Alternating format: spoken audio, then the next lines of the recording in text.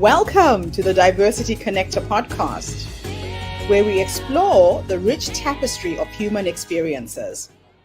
I'm your host, Gertrude Mache, and I'd like to acknowledge the traditional custodians of the country on which we meet today.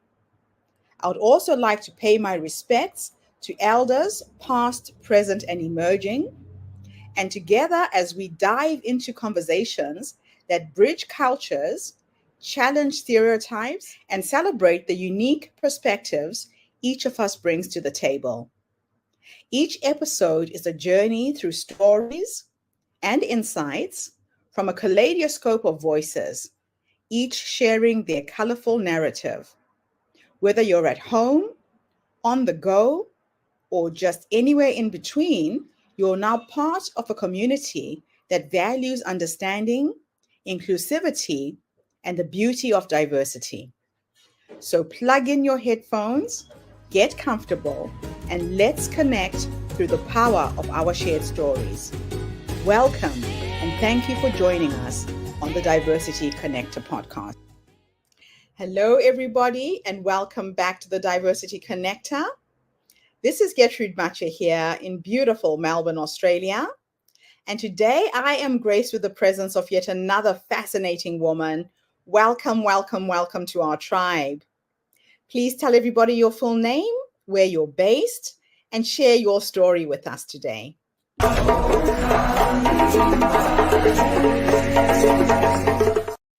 Hi, my name is Jaye Miller, and I identify as my grandfather's granddaughter, who was a great patriarch in the most positive sense. And I just want to bring back equality across generations for everyone that can have access to what we do or our network. So I do a lot in increasing our network, but I was most influenced by my grandfather, who was 67 years old when I was born. And what this has to do with you or any of you, because I don't like to listen to someone's long personal life story when something just begins and you're just meeting someone, because what really matters is what anyone that you're talking to can do for you. Why should I be interested? Why should I care? Why am I listening to this person? Who is this person? Well, I feel the same way. So I just want you to know that there are people out there, and regardless of your background, I speak to the camera, I speak to whoever I'm speaking to as if you are a billionaire in training, if you're not already a billionaire, because I have contacts that are billionaires, but no one influenced me as much after I have been around the world in a few decades. I want to save you a couple of decades so that you can learn things that I learned in my 50s and 60s that you can learn in your 20s and 30s. There's never been a greater time at any time in history where we have so much available to us in technology and in ways to build wealth. And you might think you have a lot of time left, even if you're in your 50s. We're not guaranteed forever. And you can start at any time. And the earlier you start, the happier you're going to be with how you invest your time. And on that note, I'm a member of Genius U, and as well as other people that are, also in Australia, where there's a big Genius U community. And your time has a dollar value. Nothing is really free. Your time has a dollar value. And one of the things that Genius U does is they have an educational model that was inspired in and of itself, but also validated by Seth Godin, and also since the pandemic, of how education is training, so that kids, if you're 2 years old and you can put a puzzle together, then you know that's a skill, and you could get pennies in your piggy bank for it. And that skill has a dollar value. And that makes you more important. That makes your talents worth money, that you understand that your talents are worth money. Our old school system raised kids to be employees, to work for companies. Now entrepreneurship is coming back. And the industrial age wasn't what it was until maybe the 30s, 40s, and 50s, when assembly lines began. Entrepreneurship was the way people earned a living before that. So entrepreneurship is much, much older than people being employees by centuries. So if you don't know your history, if you don't understand your history, that's okay, because we got all kinds of social media and distractions. I was raised when you had phones that you dial. And if you wanted to hear from your boyfriend, you had to wait by the phone. And if you wanted to get your messages, you had to wait till you got home on your answering machine after answering machines were invented. Now, I know I don't look that old. And when I'm on the phone with someone thinks I'm between 35 and 45. And it's 12:30 a.m. in the U.S. right now, but I am up all hours, and I'm happy for it because I have to, I get the privilege and honor of being invited to things like this from someone on the other side of the world, or being on a conference call with other investors, and they are regular people. And what I will say is, investors and people who are very wealthy, wealthy is a relative term. There's rich and there's wealthy. So wealthy is someone who has their health, who has a somewhat well-balanced life, because there's really no such thing as, an equally balanced life. There's always some fire you need to put out, but are you at peace? And are you calm? Someone I know once said, it's you can be very wealthy, but if you're not at peace, you're not wealthy. You can be very rich, but if you're not at peace, you're not rich. So it's not about, it's how how little you worry. That's really about it. So that you can have a lifestyle that you can enjoy, not have to worry about money. But the ones who have the most money, they're more interested in the impact that they have among their contacts. In other words, it's relationship capital after people no longer have to worry about money. And isn't that a great ambition to have? So what we do, I'm the founder of Haven Partners Group. And what we do is, it's not, yes, you've heard the saying, you are the average of the 5 people you hang around with most. Well, that's great if you have access to those 5 people often enough. You are the average of the 5 people you hang around with most if you like it or if you don't. So if 3 of those 5 people are not the most positive people, you're not going to be as positive as if those 5 people that you spend the most time with were positive, were accomplishing things, were crushing it in life. So make it your business to get there. But if you can't get there, that's the problem. We have an incredible advantage these days on Zoom to be able to reach other people. But we are creating physical environments in the form of resorts, in the form of destinations where you can go and have a meal that they call them interstates in the US. I don't know what they call them in Australia, where you're going down the road and you see a sign of where it is to eat or where it is to get gas. And then we want to be one of those places as 100% plant-based, where people can go and they'll go out of their way to get there. There's certain things on the highway that you want to wait till you know that thing is where you want to stop and not the one before that, because it offers more to you. It's a more fun experience, it's a more satisfying experience. So that's what we're doing in a mainstream way. Resorts are not for everyone. International destinations are not for everyone, but these kinds of locations are. I don't want to equate them with a McDonald's or a Starbucks or anything like that. They're a little more upscale, but they're a destination. And you'll be hearing more about that in the future. And by that same token, we are looking for people. We're looking for talent.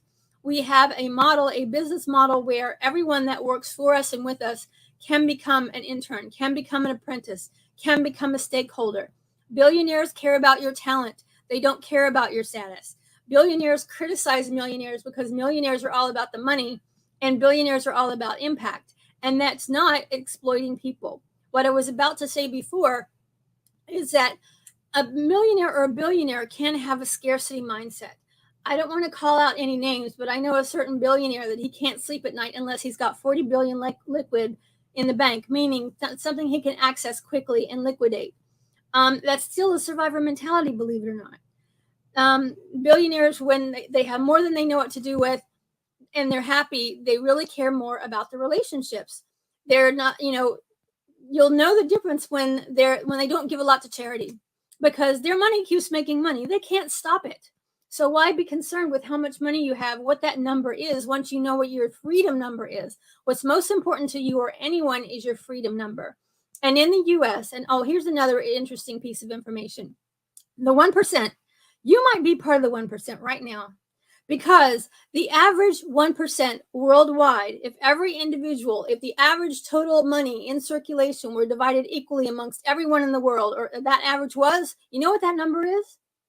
$35,000.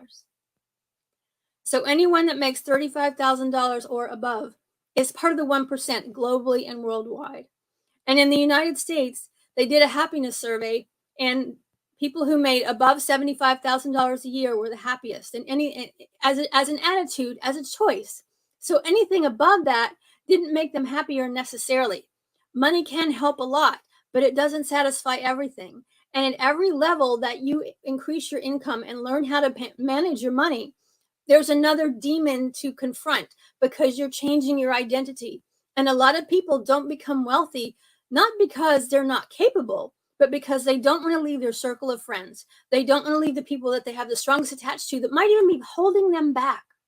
So that's why the Bible says, without vision, we perish, because your vision will take you to that North Star, to that goal, to that dream that you're not willing to let go of. And it's so strong because you're doing something into the next generation that you might be leaving people behind, but things are happening so well, and you're making new friends, and new friends that you call family, the ones that fall behind that are criticizing you. And don't be surprised if someone that you thought was your friend, and you go to a level where they don't want to keep up. I'm not saying that they can't, but they might have the same reasons that you have, and they might criticize you. Don't even be surprised if someone that was formerly your friend becomes your hater.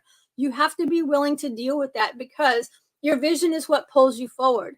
And in the heavenly realm, in the realm that's not of this earth, there is no time.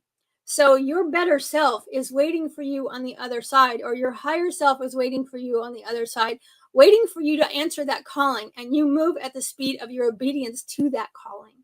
Now, I know that sounds a little out there, but it's true. Wow. Jay, just listening to you speak is just absolutely inspiring. I'm curious to know what your grandfather did in specific that got you on this path.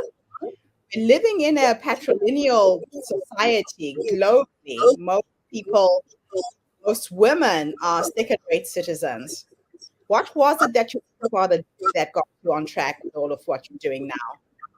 Yeah, I'm so glad you asked me that question, because a lot of us in certain cultures were saying that patriarchy is bad and it's oppressive. It is when it's abused.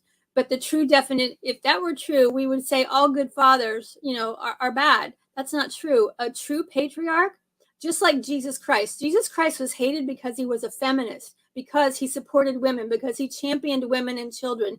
As a matter of fact, on his 3-year journey from the time he came out as someone who could perform miracles until he went on the cross and he was a real person, it was the wives of wealthy men that funded that journey. And a lot of people don't know that. It was women who funded him.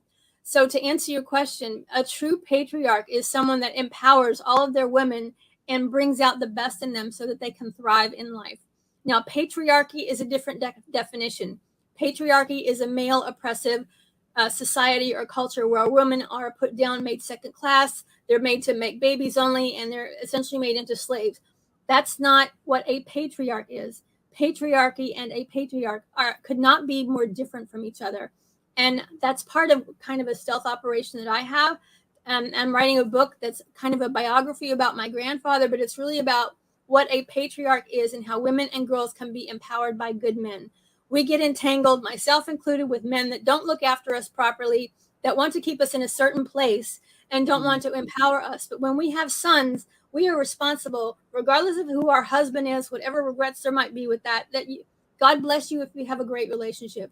I can never find anyone that could hold a candle to my grandfather. But I made it my business to make sure my son got in front of positive role models that were fathers of daughters or just valued children, and to see what in them, what they could not see in themselves. As long as you get, and then there's a stigma about single moms, that they're inadequate, that the fatherless boy is bad. That's not true. If she is strong herself and she makes sure that he's able to mix with strong men, with good men that respect women. So let's dive into the interview. How do you integrate diversity and inclusion principles in your investment strategies, particularly in global real estate and fintech? Thanks very much. I appreciate that. It is a tenet of our organization, and it's not very easy, quite frankly. Technically I'm a feminist, but I'm not partial to women. I want women to have equal opportunities. So for every board member that's a male, if there's 6 of them, then there's 3 of them are women. For every person in our organization, there's an equal position of a male to female ratio. And we're using AI to be able to I don't like the word screen, because we have an app that you use yourself independently as an end user, not related to us, but it's from the same platform, where you can figure out, and there's apps like that out there now, but this one is a little different. It's under our branding, and you can do things with your money you can't do with the kind of app that helps you discover what you like about yourself, or what you like to do, and how you can turn that into something to make money. every YouTube you can imagine of how you can make money online, but are you going to stick with it? So this is an app that helps you find those things that are tailored specifically to you. And on the topic of diversity and inclusion in our organization, we use that tool for people to be able to determine for themselves exactly how ready they are. So we can't really discriminate because most of it's done with AI. And there's the argument that some AI has bias built into it, but we want to make sure that happens as little as possible, because you basically qualify yourself. How driven are you? And, we're going to check references, but we're very objective. So I don't care what gender a person is if they can do the job. I don't care what someone's background is. Just like I was talking about Billionaires. If someone has an innate talent that they can do what someone else can't do, that we need in our organization, they're hired. And, and they have ownership stakes from the beginning. They're never like an employee. They can, if they want to support our vision or carry our vision to the next generation, or it's like, this is how Richard Branson operates. It's like, you make it so wonderful they don't want to leave, but if they do leave, they have a vision up for themselves, right? I love and so that. I could go on and on, but I think I might have answered the question. So what impact do your investment models have on supporting vulnerable communities, especially through your resort and senior living initiatives? Thank you. Every location they're all, we have 70 cities selected, and they're based on their international appeal of making people who come from another country comfortable. But the environment itself is tailored to that community. The cost of living, the architecture, the food that they like to eat, all those sorts of things, so that people in the immediate surrounding neighborhood can have a job, can raise their families to a higher standard of living. And even if they don't live or work on the properties, and most of them won't necessarily live on the properties unless they're an intern coming from a foreign exchange or something like that. Right. There are so many activities that we do through a nonprofit foundation to be able to sponsor people who might not be able to afford an international event or afford to actually live there in a 55 plus community. They might call it something else where you are, to be able to sponsor them to either attend an event, whether that be 3 days or a week or an hour, because we're renting out space where a host can come in and have a wedding, for example, or another special event, or a summer camp. If a child needs to be sponsored to attend a summer camp where other kids are paying, we do that. And no one knows, because like I said, everybody's got a certain talent, a certain brightness that comes out of them. It's not about where they come from. And you can only identify yourself that way if you take that identity. You don't have to have that identity. That identity is not permanent. You were born of a child of royalty, and you have to find yourself and how you serve the world with that place, because there's no one else like you. There's no one else with your gift. And we just want to provide people environments where they can actually, if they've not already discovered those gifts, to be able to discover those gifts and get away from an environment that might be oppressive to them or hold them back. It's all about environment, because you can have all these dreams and beliefs, but where you live, maybe people might shoot you down. That's them. That's on them. What someone else say about, you've heard this before. What someone else thinks about you or says about you is none of your business. Yes. I love that saying. So how does your fintech model contribute to creating more inclusive financial practices, particularly in international licensing and compliance? Thank you very much. Okay, so I found out through research that the American dollar, this is not me being patriotic, because I'm really not patriotic, but the American dollar has such a weight in international currency right now. It's called fiat currency, but it's one of what is referred to as the American best product. So there's the currency values, and our end user app at product number 1, you're able to integrate in a way that maybe was not available to you before. The ability first of all, it's going to tell you how you can make better earning and at what time you should start to invest. It's not going to make you do anything prematurely, but it's also going to bring it to your attention how you should budget your income. And people who think they have nothing, but they have a skill and a talent, there's a way to monetize that. So once you see the power that you have and having that quantified right before your eyes, there's still going to be some kind of coaching built into it from AI, so that people can figure out how they can, diversify their living expenses. Now, this is not about investing, But once all the bases are covered, or once all the ducks in a row, and it might take you some time, like I said, you move the speed of your obedience toward your gift. When you know you're working towards something, and you're more willing to sacrifice what might be everyday things that depreciate in value.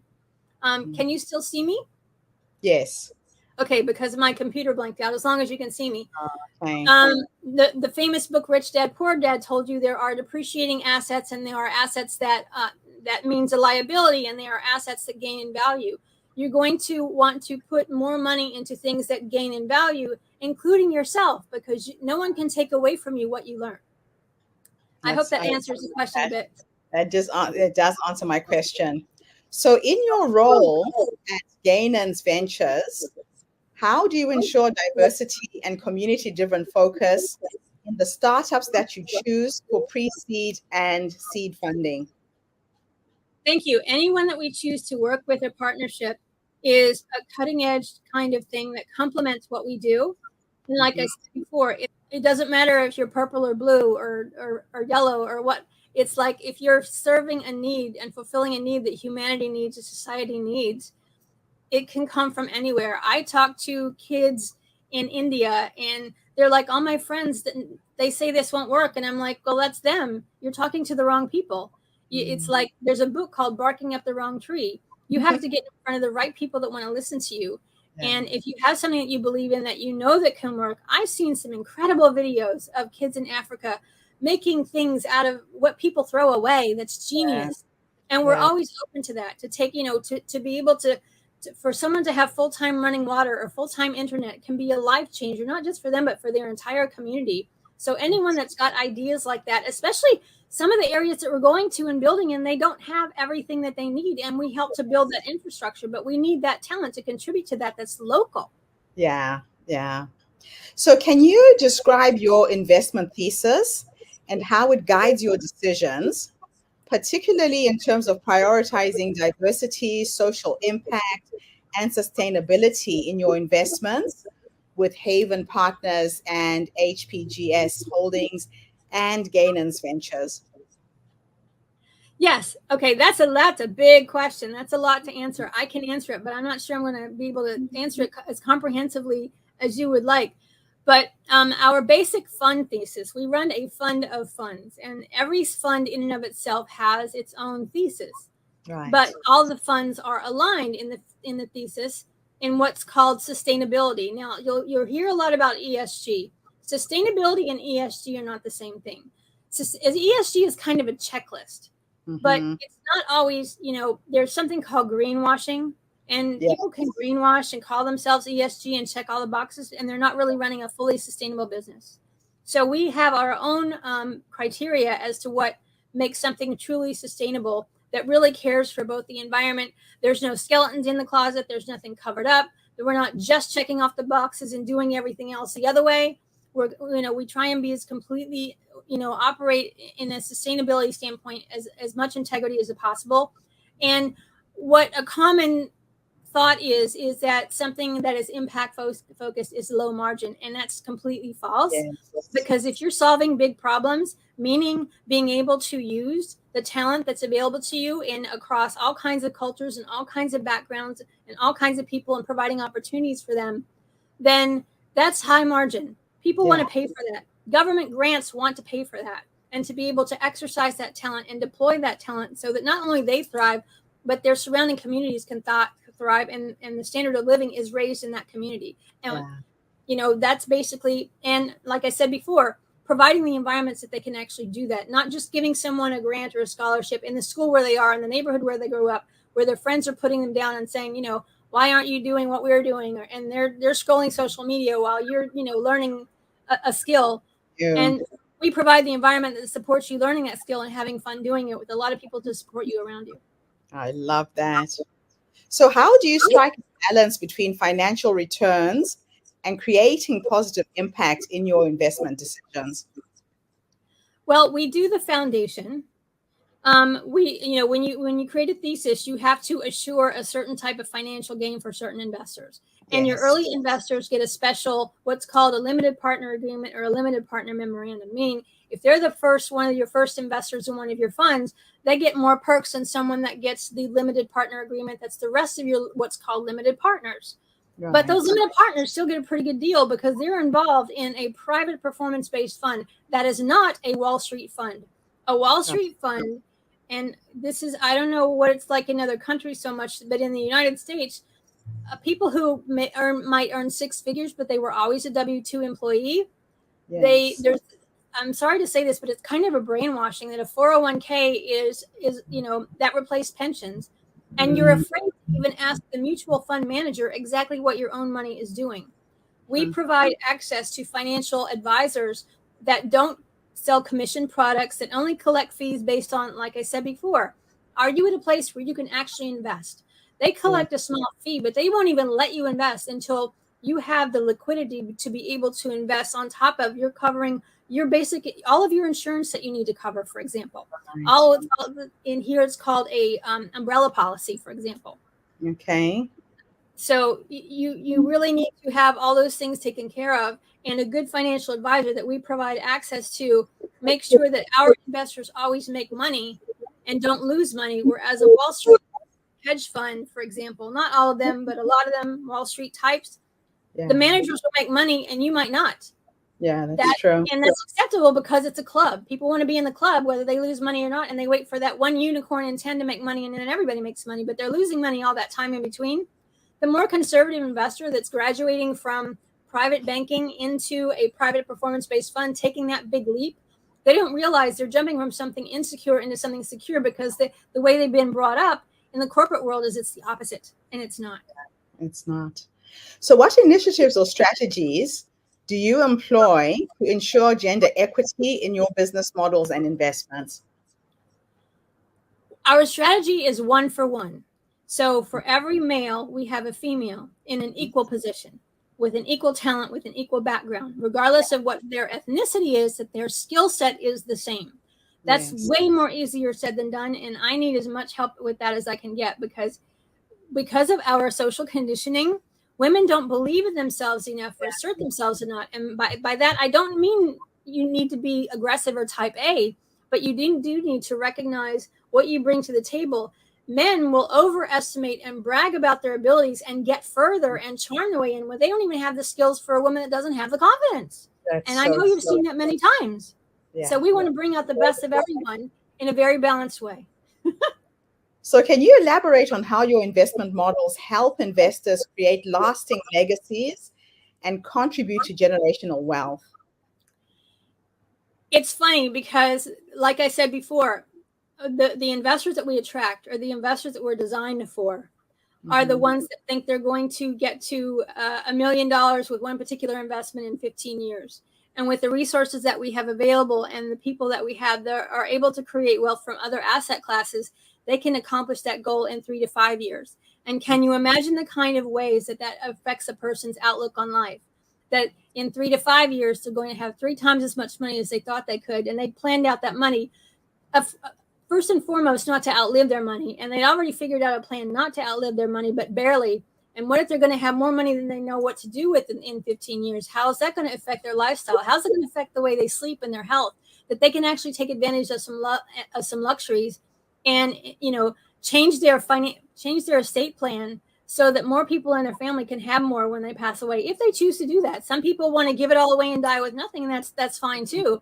But that's still the next generation, and it's empowering, and it's amazing when you see someone in their 60s and 70s change their identity, and they're not stopping. My grandfather drove a car until he was 94 years old. He always wore a suit. He left the planet because he wanted to be with his wife, who passed away 8 weeks earlier. He could live to be 100 or 103.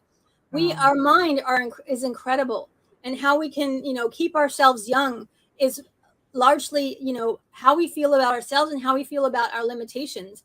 And when we take those limitations away, or when we show someone that those limitations that they thought they had can be up leveled, it changes the way they feel about themselves and the way they live their lives. It's a complete game changer. It's transformational.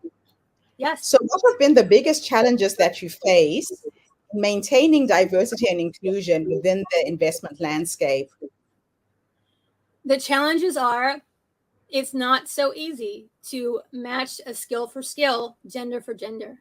I Yeah. wish it were, but it comes from cultural conditioning. And to be able, I can't be everybody's mentor. I can't be everybody's coach. I don't market myself as a coach. I consult, but someone has to be ready. And that's why I wanted to create an environment platform so that we could help people get ready faster. But it really starts with you. It starts with how someone feels about themselves, and with like if they're not on our properties, they have access to our app, and it's not out yet. But when they will have access to that, they can help build, understand that their skill set has a dollar value and where it can be best utilized, that they have an affinity for, and they can develop. And so by developing themselves, we might not see them for a couple of years, but they've been using our app, and then and this is not about someone coming to work for us or with us. They want to just decide their own path of where they want to go in life. And we want to provide the tools to do that, whether it's through our technology or on our environment. So to answer your question, having that equal 50-50 ratio of talent on your properties or in your organization, that's the same. It's very challenging. So I want it to be easy, but it really is very challenging because of cultural conditioning. Yeah. Yeah. And that's something that will have to come with time and education, Yes. especially in an empowerment of women. So, how do your investments align with the Sustainable Development Goals, especially in developing urban and rural areas? Thank you. The sustainability goals, you might have seen, there were a couple of articles out recently that the sustainability goals were falling short. They're Yeah. still falling short because of because of politics, because of, wars that happen, because of power struggles in the powers that be that don't want to give up the old way of doing things, and seeing this new wave of the wealth transformation is not between families and generations, even though some of it is. The wealth transfer are those that have the skills that create enterprises that make money quickly versus the corporate model. And so the corporate model is like turning around the Queen Mary in the Panama Canal. It cannot move that fast. But someone who knows how to solve a problem and generate wealth can move much faster. And that's Yes. intimidating for a large corporation that was controlling a lot of people and lots of things, that they're losing their edge, and they're losing stock value, and they're losing revenue in having done that. So that's where the pushback is all happening. And so with the ESG goals, like I said before, there's fake ESG and then there's real sustainability, and to know Yeah. the difference. And when you solve that problem and you can state that clearly, and which is something I'm working on a daily basis, then you start to gain momentum. But it's often 2 steps forward, 1 step back. It's not, no path that's never been carved before by anyone is a straight path. It's Yeah. always going to have ups and downs and bumps in the road, and you have to be prepared for that. Everybody says if you haven't made any mistakes or you haven't had any failures, you're lying. That's And true. they want to hear about your failures. Investors want to hear about your failures and how you overcame it. Hmm. So, what future trends do you foresee in the realm of diversity and inclusion in investment? And how are your groups of companies preparing for these changes? Well, organizations like Ganas, that I cannot take credit for, I simply have to be a venture partner with them. They are focused on empowering certain groups. They're focused on empowering, entrepreneurs in Latin America. That's Ganas. We're focusing on empowering entrepreneurs wherever we are, but we developed an app so people can become empowered entrepreneurs wherever they are. And so, that's what we're doing. But I can't say enough about certain professionals. Thank God COVID brought about the whole topic of mental health, because that is such an important part of knowing your self-worth, and it's not a stigma. Everybody needs mental health as much as they need physical health, and to Yes. be able to assess that you're in the right environment where you can develop yourself. And what I haven't mentioned yet already, but it's very much in the background, I mean, I was in my 40s before I discovered Maslow's hierarchy of needs. And so you'll see different models of it, but Yeah. you need to be able to recognize where you are. And by recognizing where you are, you're not beating yourself up for saying, oh, I should be at this level, or I should have accomplished more by now. Again, it's like wealth building. If you haven't accomplished certain things like food, clothing, and shelter at a comfortable level, you can't think about wealth building until you have those things taken care of. Now, that's on a practical level. Yes, it has to do with money, but also has to do with where you are in your life and how you feel about yourself. I could talk to you all night. You are a wealth of knowledge. Thank you so much for coming online and gracing us with your presence today. I feel really excited to have found you. Your openness, your willingness to, wake up in the middle of the night to do this interview just shows me that you've got that little X factor. This is a passion project for you. So thank you for being who you are in the world at the moment. We need more people like you, Jane. Well, I have to give credit to my grandfather. The book that I'm working on is called On the Shoulders of a Giant. And he truly was. And I didn't appreciate him, of course. I appreciated him while he was alive, but not until after he passed away was I able to remember the things he did for me as a grandfather that I happened to encounter. When you're a kid, you have no basis for comparison. You don't know what's right or wrong, what's good or bad. You only know your environment. And Grandpa was such a giver. But by the same token, he did not let anyone take advantage of him. He was also a police officer. So he gave to the level he was over the top in his giving, but he didn't let anyone take advantage of him. And that's a very hard balance to strike. Yeah. And I am still working toward that every single day. I love it. So thank you to everybody who's tuned in today. The Diversity Connector is bringing you voices, stories, people from right across the globe, inspiring us with stories, with methodologies, with apps, so that we can make this world a better place and celebrate our diversity. So tune in again tomorrow when I interview another amazing guest. In the meantime, have a fantastic day, morning, or evening, wherever you are in the world. And bye for now. Thanks again, Jay. Sure. And that's a wrap, everybody, on today's episode of the Diversity Connector podcast. Thank you for tuning in and being part of our vibrant and global conversation. I'm your host, Gertrude Mache, and it's been an honor to share this space with you, where voices from all walks of life come together to weave a tapestry of diverse perspectives. Remember, every story you've heard today is a thread in the larger fabric of our shared humanity. So, as you step back into your world, carry these stories with you and let them inspire you to embrace and celebrate the rich diversity around us. Don't forget to subscribe, rate, and review our podcast to help us share these inspiring stories with more listeners. Do follow us on social media by looking for the Diversity Connector podcast for more updates. Until then, keep connecting, keep listening, and keep celebrating the beauty of diversity. This is the Diversity Connector podcast signing off. Stay curious, stay open, and definitely stay connected.